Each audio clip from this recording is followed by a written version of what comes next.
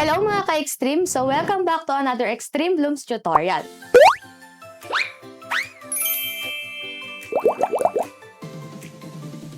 By the way, ang Extreme Blooms Corporation ay kilala bilang #1 DIY home care negosyo provider in the Philippines. At alam mo ba, isa sa pinaka-practical na negosyo ngayon ay ang sabon business? Bakit?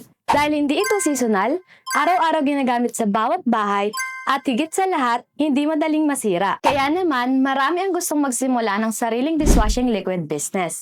Today, tuturuan kita kung paano gumawa ng 17 liters dishwashing liquid kit.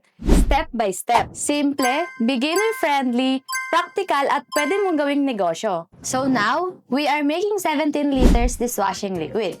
Step 1, mag-prepare ng 15 liters of water sa plastic container or sa drum. Kailangan malinis yung drum or yung container na paglalagyan nyo. And huwag kayong gagamit ng tubig ulan or ng deep wet. Sa loob ng dishwashing liquid kit, may kasama na siyang procedure or step by step kung paano siya titimplahin. Step 2, ilagay ang S-less or yung number 002. Ito ang isa sa pangunahing sangkap na nagbibigay ng linis, bula at cleansing power. Habang ibinubuhos, dapat tuloy-tuloy ang paghalo hanggang fully dissolved. Step 3, add coloring or yung number 003. Dito magkakaroon ng mas attractive at professional appearance ang produkto mo. Hindi kailangan sobrang matingkad, kapag tama lang ang kulay, mas premium tignan at mas appealing sa customer.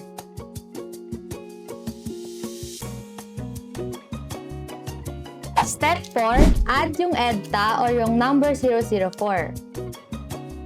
Ang EDTA ay tumutulong para mas maging stable ang produkto, mas gumanda ang performance at maiwasan ang mabilis na pagkapanis ng timpla. Kaya importanteng mahalo ito ng maayos.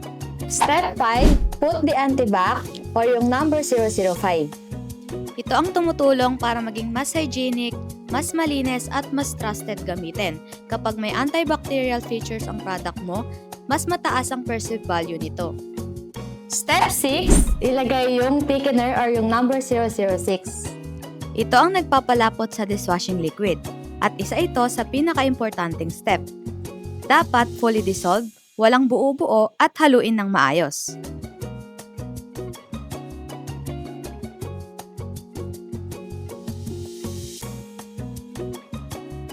Step 7, ilagay yung scent or yung number 007. Ito ang nagbibigay ng fresh at mabangong amoy sa produkto mo.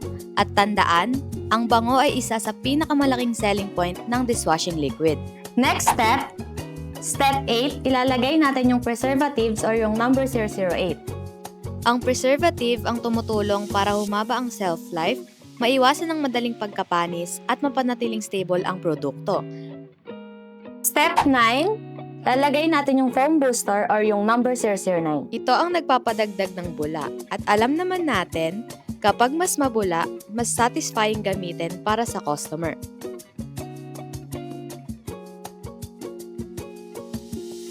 Lastly, Step 10, i-add natin yung degreaser or yung number 0010. Ito ang tumutulong para mabilis matanggal ang mantika, sebo, at kapit na dumi sa mga plato at kawali, especially sa mga lutong oily at greasy. Kapag effective ang degreasing power ng produkto mo, mas madaling makakakuha ng repeat customers. Ngayon, tapos na natin timplahin yung 17 liters na dishwashing liquid. And huwag niyong kakalimutan na takpan at i-rush siya ng 24 hours. So ayan, after 24 hours na paghihintay, mas smooth ang texture, mas malapot ang timpla, mas professional tignan, at ready na for packaging. Ngayon naman, isasali na natin siya sa bottles. At dito sa Extreme Blooms, pwede kayong magpagawa ng sarili nyong sticker or ng brand, or pwede rin kayong mag-rebrand.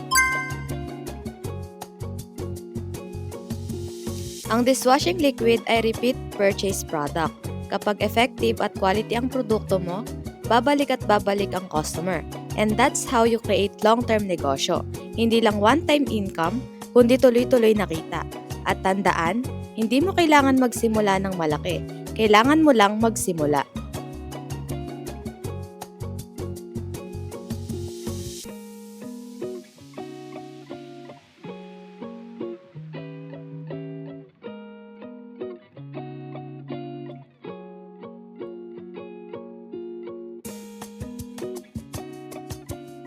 Kung gusto mo pa ng mas maraming negosyo tutorials like this, comment dishwashing below and don't forget to like, subscribe, and share this video sa mga kilala mong gusto rin magkaroon ng sariling negosyo.